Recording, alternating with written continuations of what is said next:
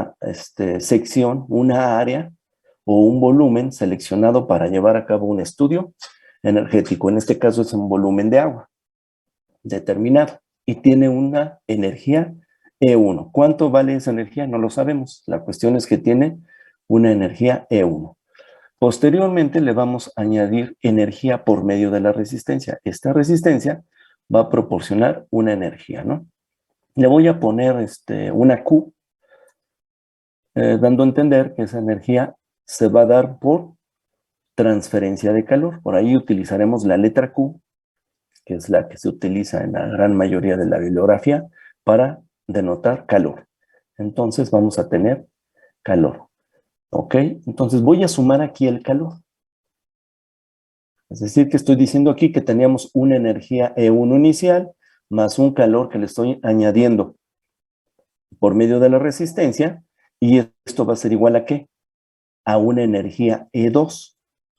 Es decir, que después de añadir esta cantidad de calor, vamos a llegar a una energía E2 del agua, que ya va a estar referida a 80 grados centígrados, ¿ok? Lo único que estoy haciendo aquí es decir que tenía una energía E1, a ver, le voy a poner como un poco cuantitativo, 5 joules más 10 joules de calor que le metí. ¿Cuánto voy a tener de E2?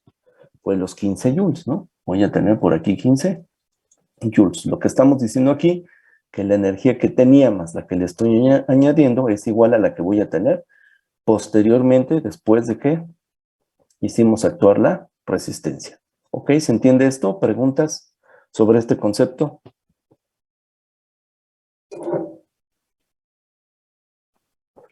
Bueno, si no hay preguntas, continuamos. Ok.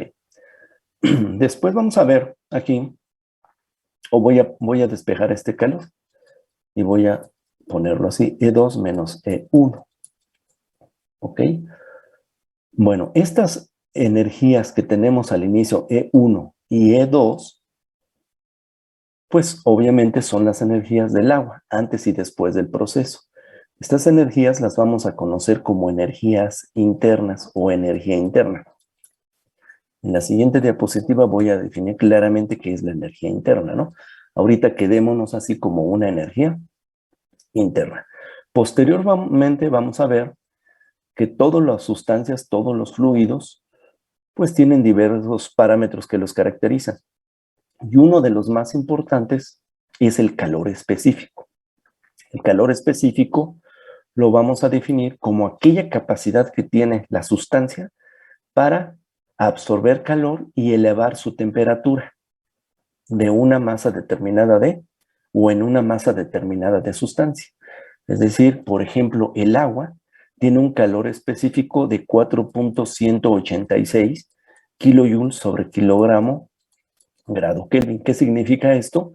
Que el agua necesita 4.186 kilojoules para aumentar en un grado su temperatura en un kilogramo de agua.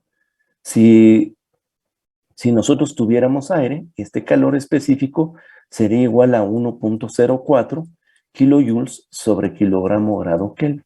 Es decir, que el aire necesitaría 1.04 kilojoules para elevar en un grado la temperatura de una masa de 1 kilogramo de ese aire.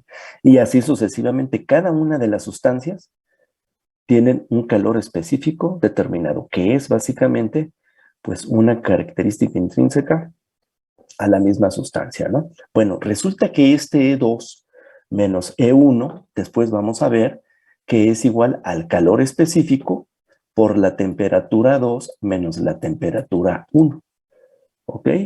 De tal forma, entonces, que este calor que vamos a proporcionar por medio de la resistencia es igual al calor específico por T2 menos T1. ¿Qué conoceríamos de aquí, de esta ecuación última? ¿Qué variables podemos conocer? T1. Conocemos T1 porque es la temperatura de la cual vamos a partir. ¿Cuál otra? También T2 sería porque es a la que quiero T2. ir. T2 también porque es la temperatura a la cual vamos a llegar. Y conocemos C, que es el calor específico, porque sabemos qué sustancia tenemos. En este caso vamos a tener agua. Si tenemos aire, pues aire. O si tenemos material biológico, pues material biológico, y tiene también su calor específico determinado. Por ejemplo, en el caso de, sí, de material biológico, este material biológico pasa por unas pruebas de laboratorio y se determinan diversos parámetros que podemos utilizar para el proceso. Uno de ellos sería el calor específico. Entonces, este calor específico es dato. Es decir, que todo el lado derecho de la ecuación es dato y la incógnita es el calor. Pero este calor también lo podemos ver como un trabajo eléctrico, ¿no?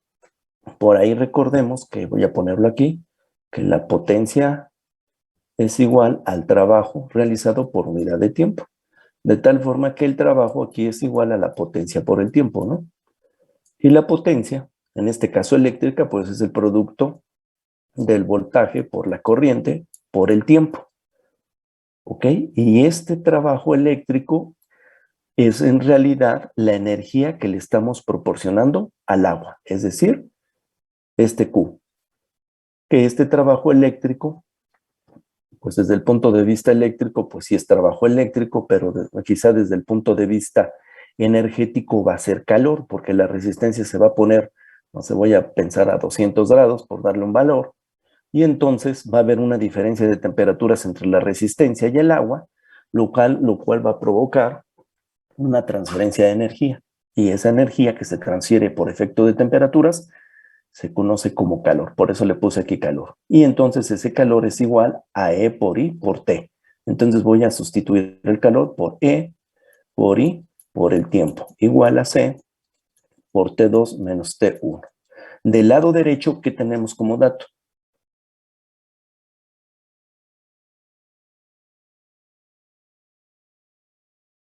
El voltaje y la intensidad. Entonces, la única variable o la única incógnita, ¿cuál queda?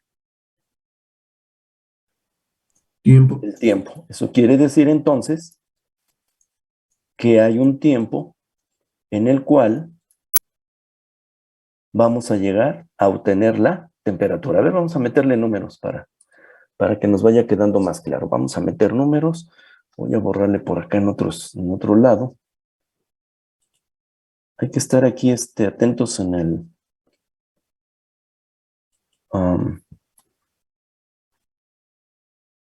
cómo vamos dando el seguimiento, porque a veces se ve un gran desorden, ¿no? En la presentación, pero pues no quiero borrar, ¿no? Para ir viendo las ecuaciones, ¿no? Entonces voy a seguir aquí. Entonces el tiempo quedó como el calor específico por la temperatura de T2 menos T1 entre E y I. Ok, vamos a meterle números. Vamos a hacerlo para 1 kilogramo de agua, la masa de 1 kilogramo. Ok, o podríamos hacerlos por unidad de masa. Ok, vamos a meterle valores. Entonces, el calor específico, decíamos, para el agua es 4.186, o le voy a poner 4.186 joule sobre kilogramo grado Kelvin, para quitar el prefijo de kilo. ¿Ok?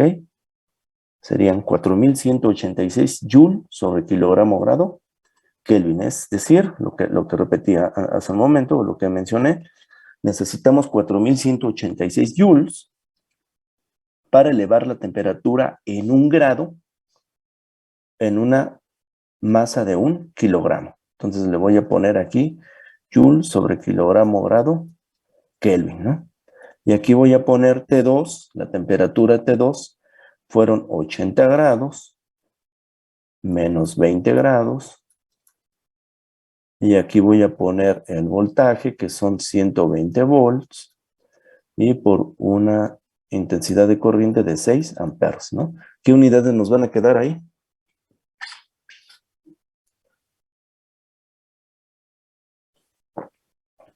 Watts. Se supone que segundos, ¿no? Bueno, Bueno, si al final segundos, ¿no? ¿Sí es correcto? Dimensionalmente. Por ahí. Bueno, por ahí estamos hablando de un intervalo. Vamos a tomarlo así como un intervalo. En realidad, un intervalo de grados Celsius es igual a un intervalo, este es delta, ¿eh? intervalo de grados Kelvin. Cuando tenemos incrementos o decrementos, no temperaturas puntuales, entonces Celsius es igual a Kelvin. Ya lo estaremos viendo posteriormente. Ahorita vamos a tomarlo como bueno, ¿no? De tal forma que centígrados se va a eliminar con Kelvin, porque estamos hablando de un intervalo, porque vamos de 20 grados hasta 80. Entonces estamos hablando de un incremento de temperatura. Y el calor específico es la energía necesaria para aumentar en 1 grado. Entonces también estamos hablando de un incremento. Entonces el incremento en grados Kelvin se va a ir con el incremento en grados Celsius. ¿De acuerdo? Por acá vamos a tener Joule. Y aquí este kilogramo, aquí lo estoy haciendo para 1 kilogramo para verlo de forma más clara, se va con el kilogramo de arriba. Y acá arriba tenemos simplemente joules. Abajo, ¿qué tendríamos?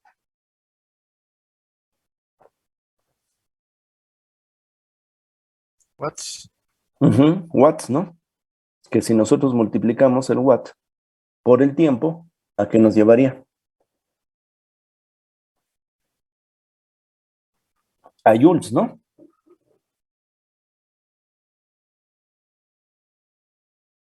¿Sí, verdad?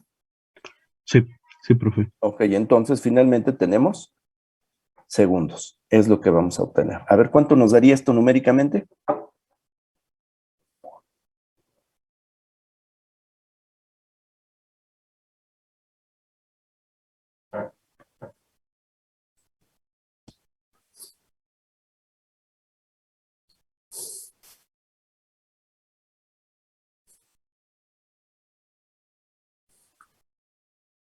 A ver, ahí es bien importante que vayamos contribuyendo en los cálculos. Todavía no comenzamos, básicamente, ¿no? Pero siempre es importante ahí que nos ayuden, ¿sí? Bueno, a mí me dio 1046.5. Ok, en minutos.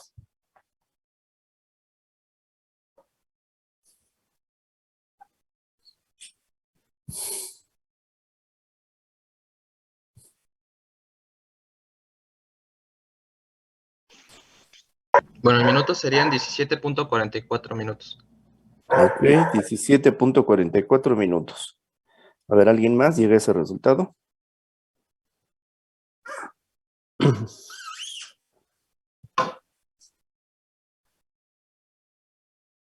mí me sale diferente, profe. Pero es que estoy checando. A mí A ver, también sí. me sale diferente. Igual me sale diferente, profe. ¿Sí? ¿Cuánto A mí me les da? salen 348.83 segundos. Ah, a mí también. Igual, igual lo Sí, mismo. está bien. Sí, Ok. bueno, a mí, profe.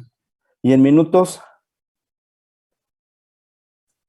5 minutos, punto 85.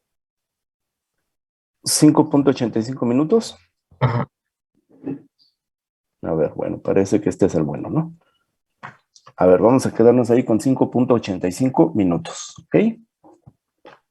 Bueno, ahorita este es un ejemplo ahí, no nos interesa mucho. Bueno, sí, obviamente siempre el resultado es que lo calculemos bien, siempre es importante, ¿no? Pero, a ver, veamos cuál es realmente lo esencial. Entonces necesitamos 5.85 minutos. A ver, para concluir, ahí 5.85 minutos. ¿Qué pasaría o a qué temperatura llegaríamos si nosotros metemos la resistencia y dejamos pasar 5.85 minutos? ¿A qué temperatura llegaríamos? 80, ¿no? A 80 grados, ¿no? Ok. ¿Para qué sirve el modelo? ¿Cuál es el modelo? Este es nuestra primera ley, es nuestra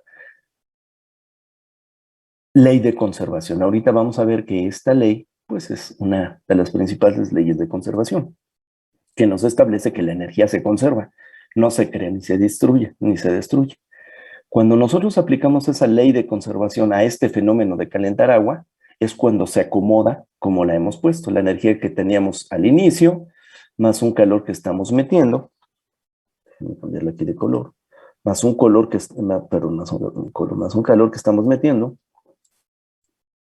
igual a una energía final del sistema, es decir, energía al inicio más el calor o el trabajo o la energía que se introduce al sistema es igual a una energía final. ¿Ok? Esto entonces ya se constituye como un modelo. ¿Y para qué nos sirvió el modelo? Para determinar una variable de control. En este caso era el tiempo. Por ahí mencionamos que cuando metemos este sistema en lazo cerrado, la variable a controlar en realidad era el tiempo que hacemos actuar la resistencia.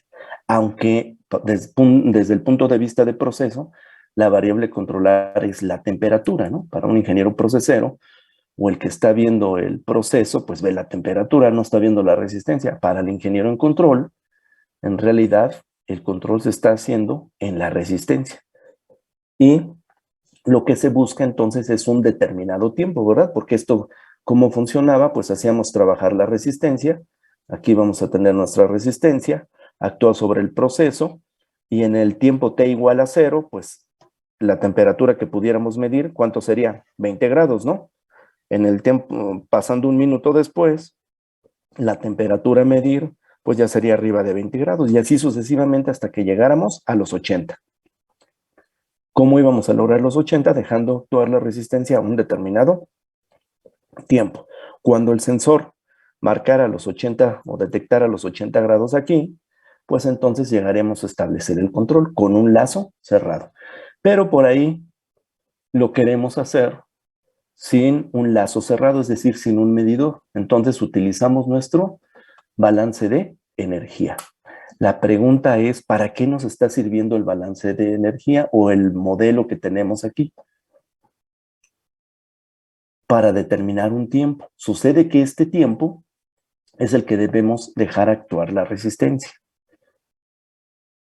La pregunta, si nosotros determinamos ese tiempo por medio de nuestro modelo o de nuestro análisis de ecuaciones, ¿es necesario el sensor? No. Porque aquí, en esta ecuación, ¿en dónde participó el sensor?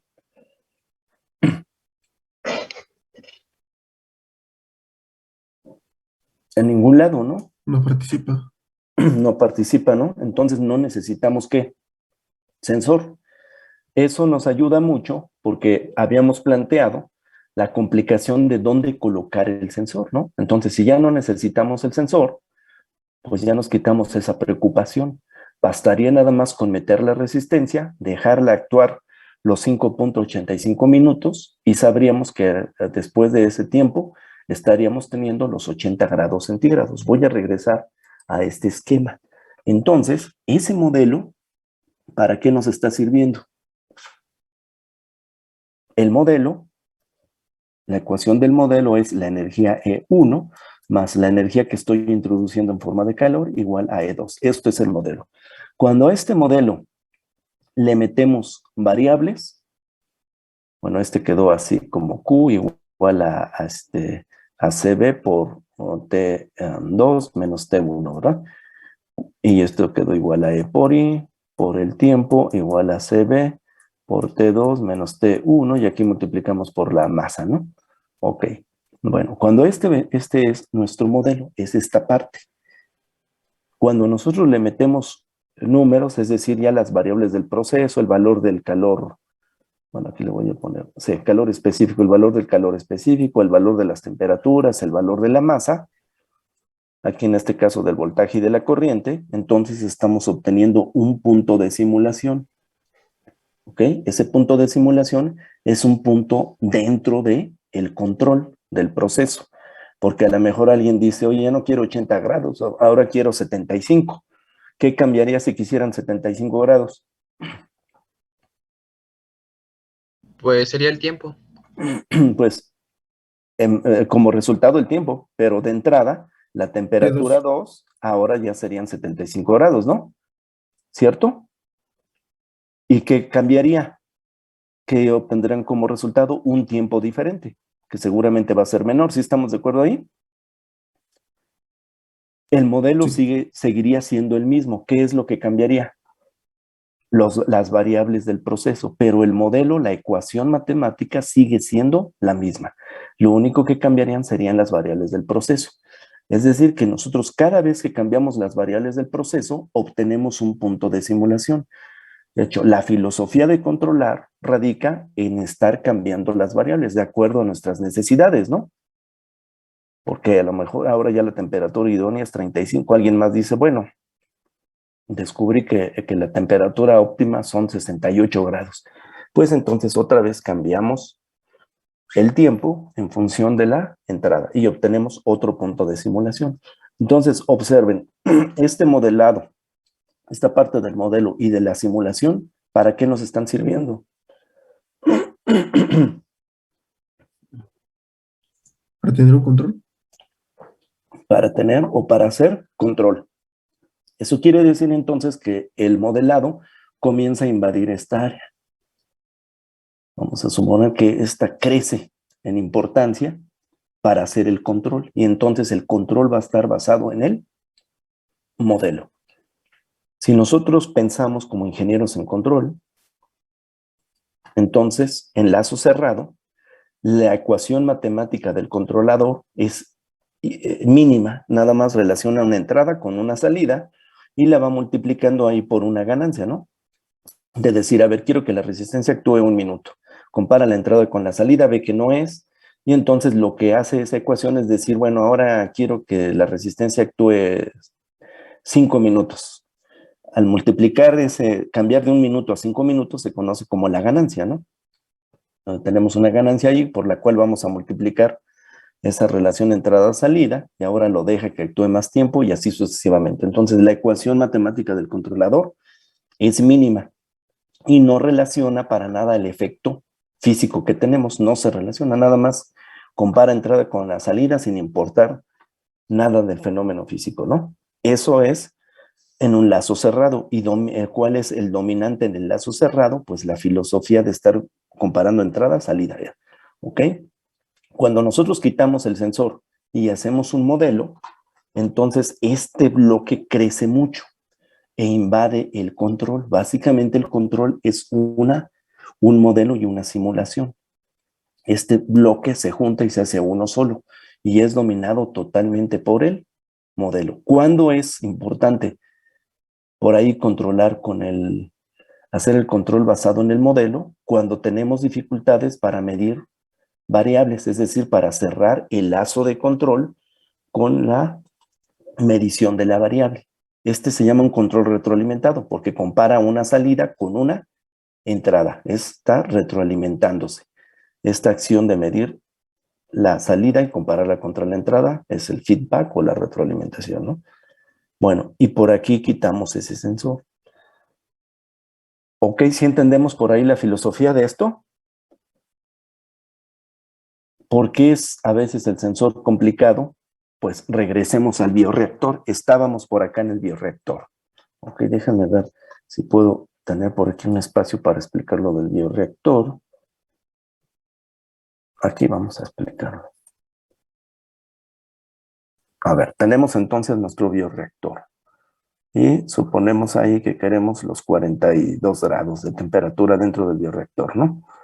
Ok, entonces, pues ya podríamos meter la resistencia, dejarla actuar tanto tiempo y sabríamos que podríamos llegar a una temperatura. Pero, pues la resistencia, introducirla así dentro del bioreactor, pues va a matar bacterias, las que estén muy juntas a la resistencia. Entonces, ¿qué les parecería si hiciéramos por aquí una coraza de calentamiento?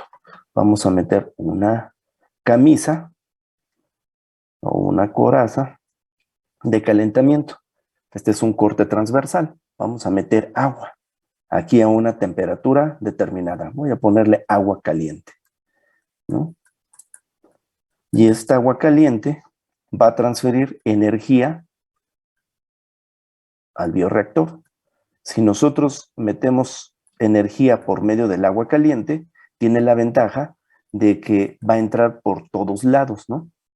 Va a entrar por todos lados y va a tener un calentamiento más uniforme, de tal forma que no esté por ahí maltratando a las bacterias, ¿no?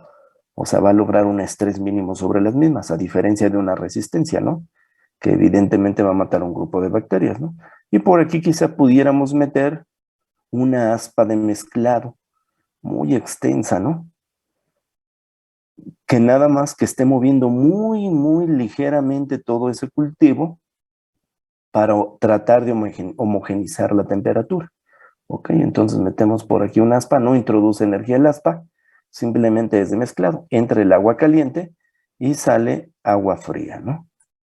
¿Dónde se fue la energía del agua? Pues es la que estamos utilizando para calentar por aquí el bioreactor. Entonces pudiéramos ahora hacer un análisis energético de cuál sería la temperatura T1 que necesito meter de una determinada cantidad de agua para calentar este depósito. ¿Cuál va a ser esa energía? Pues ya lo teníamos del balance, ¿no? Por ahí ya habíamos dicho que el calor necesario era igual a la masa por el calor específico por T2 menos T1. Entonces, este es el calor. Este calor lo vamos a proporcionar por medio del agua. ¿Ok? Y ahora pudiéramos hacer un análisis energético que nos determine a qué temperatura debo de meter el agua. Entonces, una vez que ya sabemos esa temperatura, podemos poner un depósito de agua por aquí, metemos una tubería, metemos un quemador, utilizamos gas metano, que es lo más económico y lo más eficiente para calentar fluidos. Aquí bien llega la flama. Sacamos la temperatura, el agua a la temperatura T1 que se requiere. Hacemos otro análisis energético. Determinamos la transferencia de calor que necesitamos introducir aquí por medio del gas metano y determinamos el gasto másico de metano requerido para obtener ese calor. Entonces ponemos un quemador, un sistema de control aquí, una válvula de control que nos deje pasar el gas necesario y calentamos el sistema, ¿no? Y pues tenemos un sistema ahí bastante eficiente, ¿no? Estos bioreactores los hacen mucho ahí en Chapingo, ¿no? Y a veces participamos ahí en el control de los mismos, ¿no? En la Universidad de Chapingo, ¿no? Bueno, preguntas.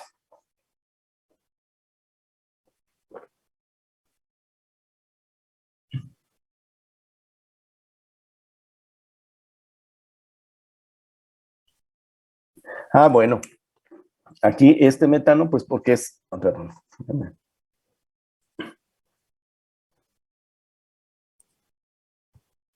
porque aquí utilizaríamos una cantidad, ya se me fue la pluma, permítanme. Sí, porque aquí utilizamos una cantidad mínima para calentar el agua. Vamos a suponer que necesitamos, no sé, 0.2 kilogramos de metano por minuto, ¿no? Bueno, este es altísimo, ¿no? 2.2 kilogramos por hora, ¿no? Y el biocombustible, el metano que estamos obteniendo del combustible, pues a lo mejor son 5 kilogramos de metano por hora, ¿no? ¿Por qué? Porque aquí estamos utilizando nada más un metano para calentar el agua que produce la reacción para que las bacterias pues, se reproduzcan y liberen sus gases, ¿no? Y nos dan ese combustible. ¿Ok? Este es un metano de origen de hidrocarburos y este sería un biocombustible. Es un metano producido por bacterias, ¿no? Podemos meter semillas de girasol, algún otro componente, ¿no? Por ahí vamos a mostrar posteriormente un video de un proceso energético donde utilizan semilla de girasol, ¿no? Para biocombustible de automóviles, ¿no? Y lo utilizan mucho. En México casi no, porque pues tenemos aquí una cantidad de petróleo tremenda, ¿no? Pero en otros países sí se utiliza mucho, ¿no? ¿Ok? ¿Preguntas? Bueno, lo importante no es ahorita el proceso, ni mucho menos, ¿no? ¿Cuál es lo importante o lo que quiero que vean? Que nosotros podemos utilizar el modelo para hacer control, ¿ok? Entre más tengamos capacidad de modelado, esta parte crece y entonces podemos controlar una diversidad de procesos. Para un ingeniero en control se le dificulta mucho controlar procesos físicos, termofísicos. ¿Por qué? Porque no lleva pues materias del área energética que le permitan hacer modelado y simulación, ¿no? Entonces todo lo quiere o tiene una tendencia a controlar siempre por lazo cerrado, ¿no? Y no siempre se puede, como en este caso, pues donde ponemos el sensor, ¿no? Entonces es mejor hacer el control basado en el modelo. Dicho de otra forma, entre más capacidad tengamos de modelado y de simulación, podemos controlar procesos más complicados, ¿no? ¿Ok? Por ahí podremos controlar procesos más complicados y entonces podríamos, al tener más capacidades de control, pues es más susceptible de que optimicemos nuestros procesos, ¿no? ¿Qué es lo que le facilita a un ingeniero por ahí? Voy a borrar ya esto. A un ingeniero en control, por ejemplo, el control de un motor eléctrico. Si nosotros tenemos por aquí un motor eléctrico y este motor eléctrico lo queremos hacer que gira a un número de revoluciones por minuto, pues ¿cuál sería la filosofía de control? Tenemos una alimentación de energía, de una potencia eléctrica determinada, que estamos suministrando. Por acá ponemos un tacómetro que mide el número de revoluciones. Entonces aquí estaríamos monitoreando el número de revoluciones por minuto. El controlador por aquí pues sería nuestro motor. Estaríamos, no sé, aquí voy a poner 4000 revoluciones por minuto, que es lo que estamos queriendo obtener. Esta es la salida. Alimentamos el motor con energía. Le vamos suministrando más y más energía hasta que llegue a las 4000 revoluciones, ¿no? Entonces, aquí sí lo podemos hacer fácilmente por un lazo cerrado, porque el sensor, que sería un tacómetro, pues va ahí en la flecha del motor y no tenemos ningún problema, ¿no? Entonces, cuando este control en lazo cerrado es muy efectivo, cuando estamos controlando, ahí les va, actuadores. El motor aquí es un actuador, ¿de acuerdo? Pero cuando estamos controlando procesos, como en este caso, pues entonces este control se hace a veces muy inútil, ¿no? Y necesitamos recurrir a técnicas de control, pues basadas en modelo, basadas en lógica difusa o en redes neuronales, ¿no? Dependiendo de la formación que tengamos. Si somos ingenieros puramente en control, pues a lo mejor se nos ocurren mejor redes neuronales, pero si tenemos una formación por ahí más integral, más diversificada, pues podemos hacer control basado en modelo, ¿de acuerdo?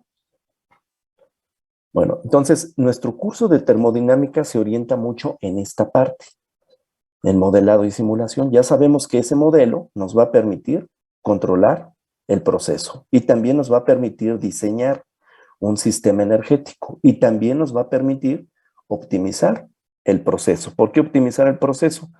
Porque, por ejemplo, cuando nosotros decimos aquí que 42 grados es la temperatura idónea, pues es porque ya se hizo un modelo de reproducción de las bacterias y se determinó que la temperatura idónea para esa reproducción pues es de tal valor, ¿no? Entonces ya se hizo un modelado previo de la reproducción a diferentes temperaturas. Entonces ya hay un modelo ahí de antecedente, luego hacemos otro modelo. Hicimos primero un modelo para conocer el punto óptimo, luego hacemos otro modelo para hacer el control, ¿no? ¿Ok? Y entonces el modelo comienza a invadir toda el área. Dicho de otra forma, aquellas personas que tienen mucha capacidad de modelado y simulación, pues realmente son los mejores. La gente que controla mejor los procesos, ¿no? Y optimiza. Y básicamente, pues la filosofía de la mecatrónica y de la neutrónica, pues es optimizar y controlar procesos, ¿no? Entonces es una parte súper básica en la formación de ingenieros mecatrónicos y electrónicos, ¿no? Ok, comentarios, preguntas.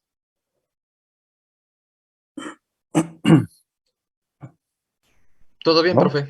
Bueno, Por el vamos a momento empezar. no, profe. Ok, vamos a esta situación. Por ahí nosotros tenemos siempre un fenómeno físico que vamos a tener que controlar o optimizar, ¿no? En este caso fue el de calentar agua o el de calentar un grupo de bacterias, o podría ser, no sé, mover una turbina para producir energía eléctrica, etcétera, ¿no? Entonces tenemos ese fenómeno físico. Todo fenómeno físico se rige bajo leyes de conservación. Hay diversas leyes de conservación. Dos de las más importantes es la ley de conservación de masa y la ley de conservación de la energía. Ambas dicen que tanto la masa como la energía solamente se transforman. No es posible destruir masa ni generar más masa. Ya hay una masa determinada y solamente podemos transformarla. De igual forma la energía, ¿no? La energía solamente podemos transformarla. Es decir, que podríamos tener una energía E1 a un inicio del proceso y si le sumamos una energía E2, pues vamos a obtener una energía E3. Y para que se dé el principio de conservación, pues podríamos tener 5 joules más 10 joules que le metimos y acá a fuerzas deberían de ser 15 joules. No podemos tener más de 15 ni menos de 15. Debemos de tener exactamente lo mismo, ¿no? Hay procesos, por ejemplo, en los cuales decimos que perdemos energía. El hecho de decir perdemos energía significa que la estamos transformando a una cosa indeseable para nosotros. Por ejemplo, cuando nosotros empujamos un bloque, aquí le ponemos una fuerza a un bloque de masa m, pues gastamos energía en trasladarlo de un punto a otro, ¿no? Entonces, ¿qué va a pasar con la energía que tenemos ya en este otro punto? Vamos a poner punto 1 y este otro punto 2. Pues debemos de tener el mismo nivel energético, pero resulta que como se fue haciendo fricción sobre el piso, pues esa energía se transformó en calor, ¿no? Hubo una fuerza de fricción, esa fuerza de fricción calentó el piso y después llegó a un equilibrio térmico con el medio ambiente y se transformó en calor. Nosotros ya no vemos esta energía, pero ahí está, ahí se fugó al medio ambiente, ¿no? Entonces, cuando llegamos al punto 2, pues vemos que ya no tenemos el mismo nivel energético.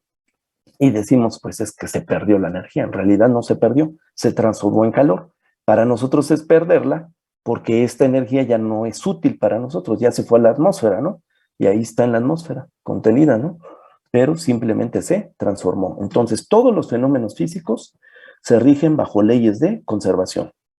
Y las dos que vamos a estar utilizando, y dos de las más importantes en todo proceso, es la ley de conservación de masa y la ley de conservación de la energía. ¿Ok? Cuando nosotros tenemos esta ley de conservación y la aplicamos específicamente a un fenómeno, como en este caso el de calentar agua, entonces vamos a tener una ecuación matemática exclusivamente de ese fenómeno físico que estemos tratando en determinado momento o en forma particular, ¿no? Y cuando se obtiene esa ecuación específicamente para ese fenómeno, entonces esta ley de conservación le vamos a llamar modelo matemático, que en el ámbito de los termoprocesos pues también le llamamos el balance de energía, ¿no? Este balance de energía es exclusivo para el fenómeno a tratar. Por ejemplo, ¿qué pasaría si tenemos un recipiente agua a 95 grados y la temperatura del medio ambiente son 20 grados? Bueno, vamos a tener por ahí una tendencia de equilibrio térmico, ¿no? ¿Qué va a pasar con la energía contenida dentro del recipiente? ¿Qué creen que pase ahí?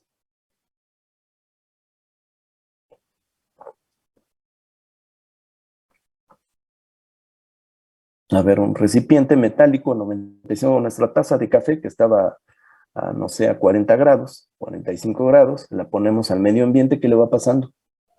Va a disminuir su temperatura. Disminuye su temperatura. ¿Por qué? Porque tiene una tendencia a un equilibrio térmico con el medio ambiente.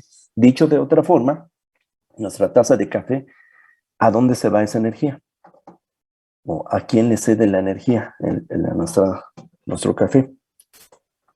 ¿Sería el medio ambiente? Al medio ambiente, ¿no? Entonces la energía se va así. Voy a representarla así. ¿Cómo quedaría nuestro análisis de energía del proceso? Pues podríamos decir, tenemos una energía E1 al inicio.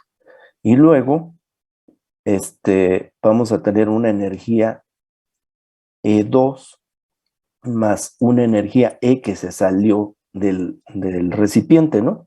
Entonces voy a poner que teníamos, no sé, 20 joules al inicio y ahora ya nada más nos quedan 5 joules porque ya tenemos el café frío. ¿Dónde se fueron esta energía E?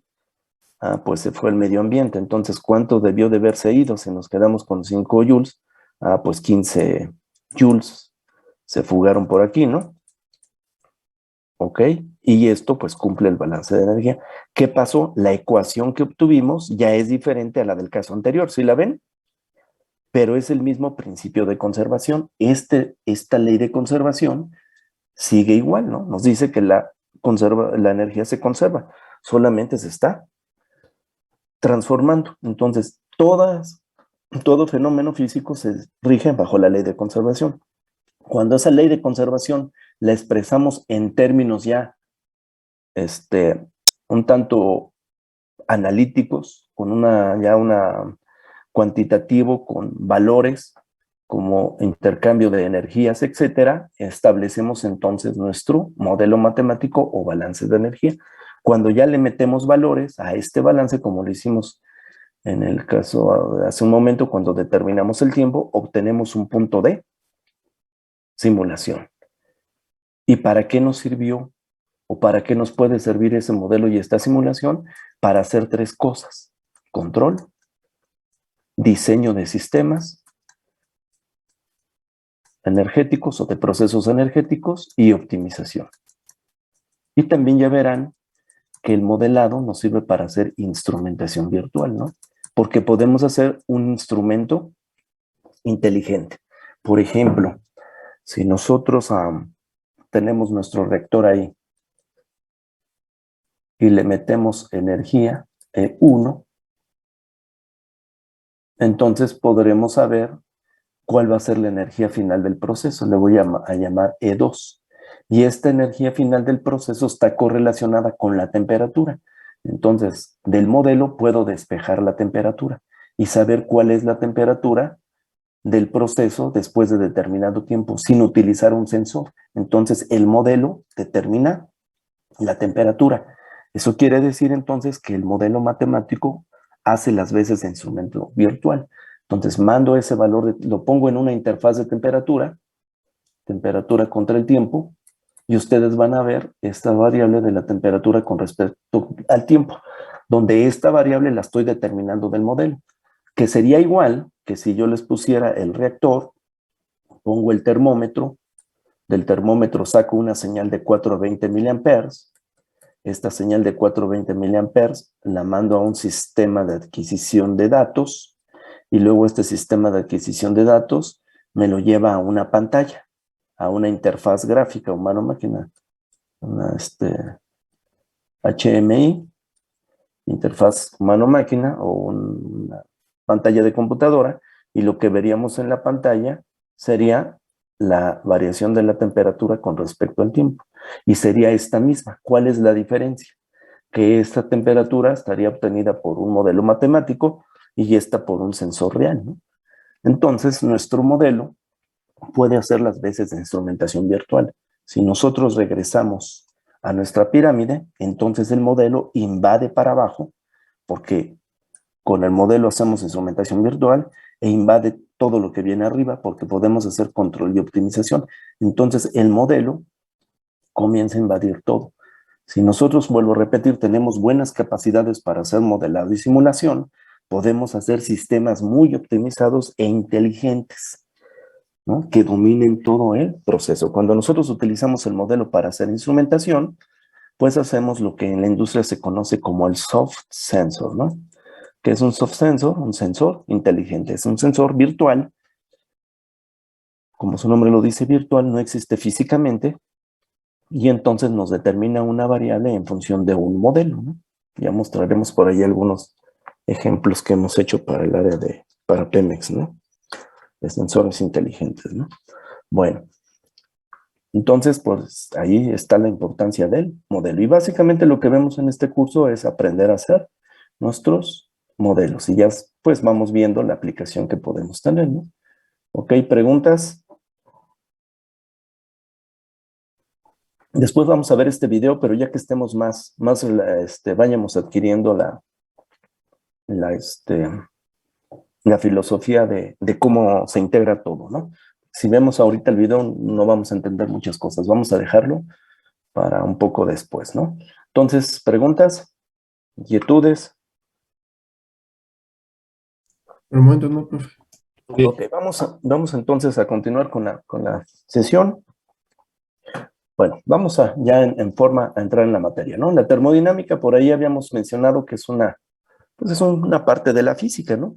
que estudia la transformación de la energía. Básicamente es su definición general, ¿no? La interacción energética de un proceso o de un sistema. ¿Y qué es lo que hace esencialmente? Pues plasmar matemáticamente el proceso de transformación de la energía, siguiendo pues esa ley de conservación de que la energía solamente es susceptible de transformarse. Y regularmente lo hacemos en un proceso o en un sistema, ¿no? Vamos a definir qué es sistema. Un sistema es una región que nosotros vamos a seleccionar para llevar a cabo un estudio energético o termodinámico, ¿no? Por ejemplo, ahí cuando tenemos nuestro reactor, pues el interés es estudiar todo lo que pasa en el reactor. Entonces, esto se convierte en nuestro sistema. Es una región que nosotros seleccionamos para llevar a cabo el estudio energético, ¿ok? Y ese sistema puede estar acotado por una frontera. Es decir, que la frontera, pues, sería la envolvente de un mismo recipiente. Pero a veces la frontera puede ser imaginaria, ¿no? Por ejemplo, si pensamos en un aire, en el aire que está en nuestra oficina, pues no necesariamente debemos de seleccionar todo el aire de la oficina. Podemos escoger una parte de ese aire para llevar a cabo un análisis energético, le metemos energía y por ahí entonces esa región de aire pues es nuestro sistema y no tenemos una frontera física, hay una frontera un tanto imaginaria, ¿de acuerdo? Regularmente trabajamos más con fronteras físicas, ¿no? Un recipiente, una tubería, por ejemplo. Si nosotros por ahí tenemos una tubería, entra agua, ¿y cuál es nuestro sistema? Pues todo lo que esté contenido dentro de la tubería. ¿Y cuál es nuestra frontera? Pues la propia tubería, el metal de la tubería, esa va a ser nuestra frontera, ¿de acuerdo? Y por ahí podemos decir que tenemos 3 tipos de sistemas. Los sistemas aislados, desde el punto de vista energético, son aquellos que no transfieren energía, ¿ok? Un sistema aislado, pero energía en forma de calor. ¿Okay? No permiten entrada ni salida de calor. Los sistemas aislados térmica o energéticamente, ¿ok? Tenemos también sistemas cerrados. Estos sistemas cerrados no permiten intercambio de masa, ¿de acuerdo? Está el recipiente cerrado y no hay entrada ni salida de masa. No son los que encontramos muchas veces a la industria, ¿no? Casi la industria se rige por sistemas abiertos. ¿Cuáles son los sistemas abiertos? Los que permiten intercambio de energía y materia. Por ejemplo, en una tubería, pues metemos una masa de agua, una masa M1, y sale esa misma masa M1. Entonces hay intercambio de masa y hay intercambio de energía, porque a lo mejor metemos un agua a 60 grados de temperatura, el medio ambiente está a 20 grados, y entonces hay una interacción energética del proceso hacia el medio ambiente, ¿no? ¿Qué es? Vamos a tener aquí transferencia de energía y transferencia de masa, entrada y salida de masa. Entonces tenemos un sistema abierto. El caso del reactor, pues es un sistema cerrado, ahí está la gallinaza dentro del sistema, no se escapa y nada más estamos permitiendo ahí una fuga de los gases, ¿no? Pero la materia principal está atrapada. Este sería un caso de un sistema cerrado. Permite intercambio de energía, entrada y salida de energía, pero no entrada y salida de la masa. Entonces tendríamos un sistema cerrado, que en algún momento pues permite una salida ahí de gases, ¿no? Se vuelve abierto por instantes, ¿no? Podría ser sistema mixto también, ¿no? En determinado momento. Y un sistema aislado, pues es aquel que no permite ni el intercambio de energía, ni el intercambio de materia o masa, ¿ok? A ver, estoy atento a cualquier pregunta, por favor pueden hacerla en el momento que lo crean oportuno. Ok, entonces eso es sistemas. Y el alrededor es todo lo que va a circundar este sistema, ¿no? Por ejemplo, el medio ambiente, pues es un ejemplo típico de un alrededor, siempre está circundando nuestros sistemas o nuestros procesos. Si nosotros, por ejemplo, ponemos 2 reactores aquí y ponemos otro reactor, pues a lo mejor este es nuestro sistema y el otro reactor puede comportarse como un alrededor. ¿Cuál sería la diferencia? Que escogemos sistema al reactor sobre el cual estemos realizando el análisis energético. A lo mejor este otro reactor que está por acá, pues no nos interesa desde el punto de vista de estudio energético, pero sí tiene una influencia porque puede estar suministrando temperatura a este reactor 1, ¿no? Entonces, para nosotros este se convierte en el alrededor y este en nuestro sistema. Si ahora nos vamos a estudiar este otro reactor, pues cambian, se invierten los papeles. Ahora este sería el alrededor y este es nuestro sistema. ¿Ok? Entonces, siempre estamos hablando por ahí de sistemas, ¿no? Y el término de sistema se utiliza mucho en termodinámica. Sistema, ¿no? Esa región seleccionada para llevar a cabo el estudio energético. Cuando pasamos a mecánica de fluidos, el sistema se le conoce como volumen de control. ¿Por qué? Porque en termodinámica como que estudiamos las cosas así en 2 dimensiones, ¿no? Siempre decimos, tenemos un sistema, es un tanque, ¿no? Pero nosotros lo vemos como en 2 dimensiones. Ya no le vemos el volumen. Cuando vamos a mecánica de fluidos, pues ya pensamos a veces en tuberías, en bombas, en compresores, y ya como que la perspectiva se vuelve tridimensional. Y se acostumbra entonces denominar a ese sistema volumen de control.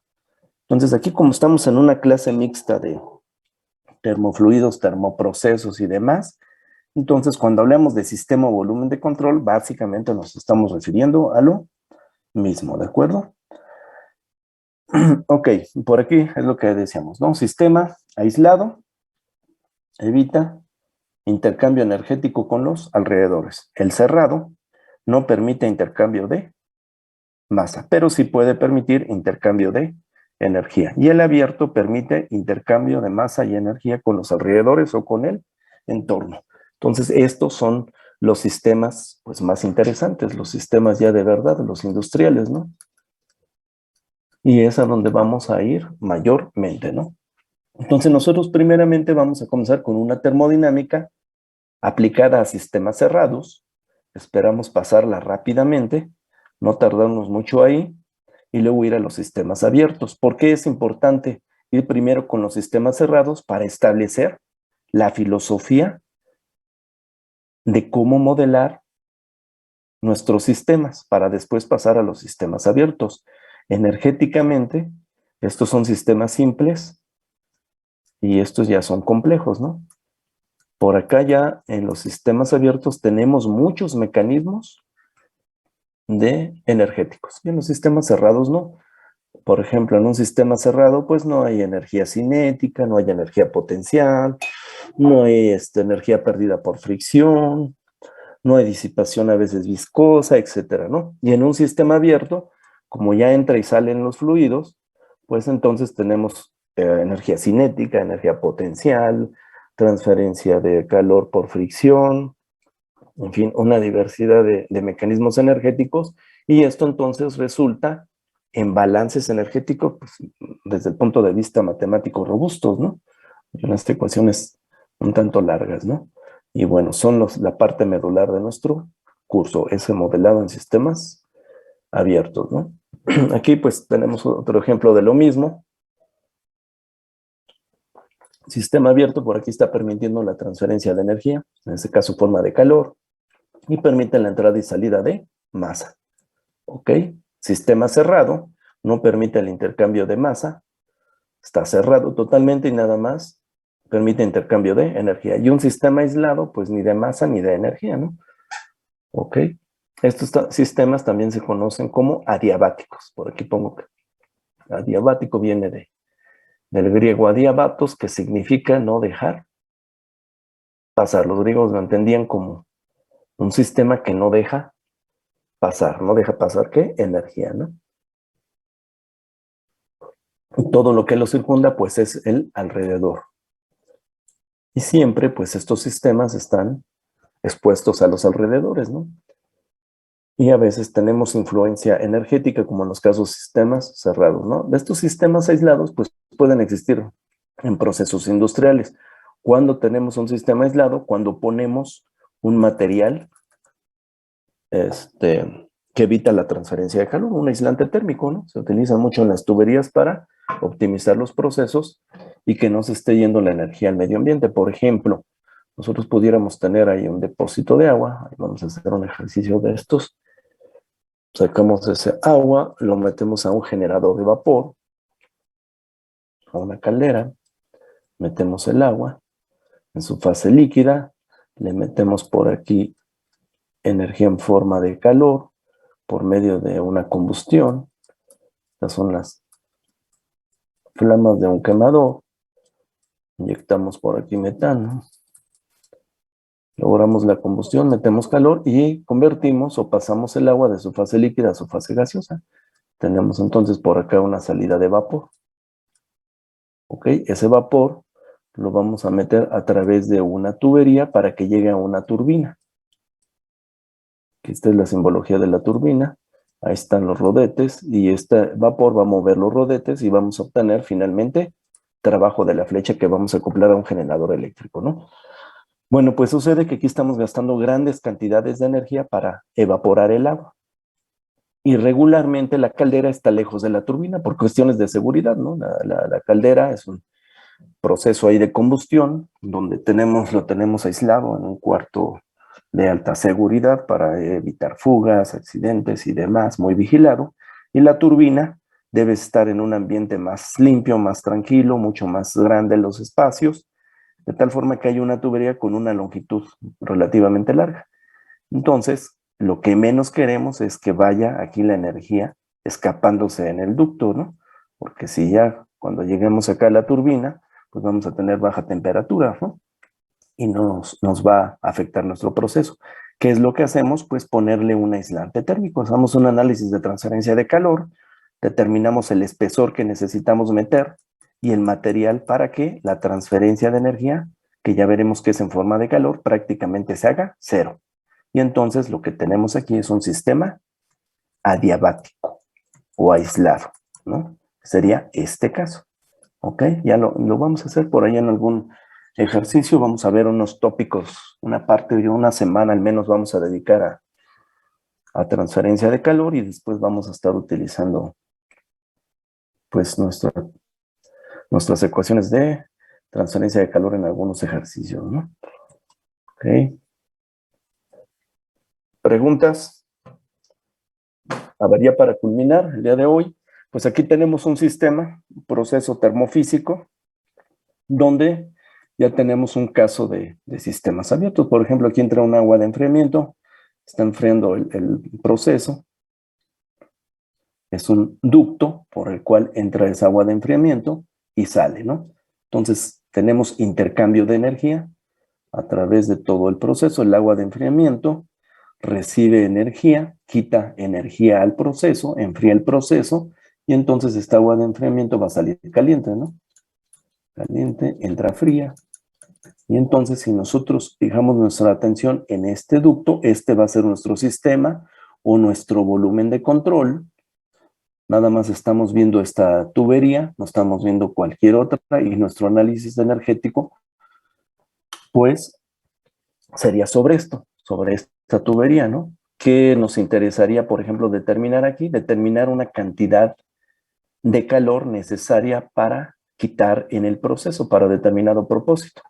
Entonces, podríamos determinar cuánta agua necesitamos para quitar cierta cantidad de calor, meterla a 80 grados, y entonces lo que determinamos es la cantidad de agua necesaria para retirar el calor. Es decir, dicho de otra forma, vamos a suponer que necesitamos retirar 1000 joules del proceso. Entonces, ¿qué necesitaríamos diseñar? Pues un sistema que retire los 1000 joules. Para eso, puedo tomar agua del medio ambiente, sacarla, fijar la temperatura, no sé, a 80 grados y determinar una masa de agua. Si la saco a mayor temperatura, a 100 grados, pues voy a necesitar menos masa de agua, ¿no? Y podríamos diseñar un sistema de enfriamiento. Bueno, la cuestión es que aquí tenemos un sistema típicamente abierto. De igual forma, aquí entra fluido, pasa por, en este caso, un elemento, una trompa de vapor y sale. Entonces son casos típicos de sistemas abiertos. ¿De acuerdo? Ok.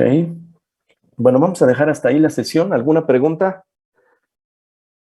De sistemas abiertos, cerrados, de lo que No. vimos el día de hoy. No, todo bien. Bueno, jóvenes, pues los dejo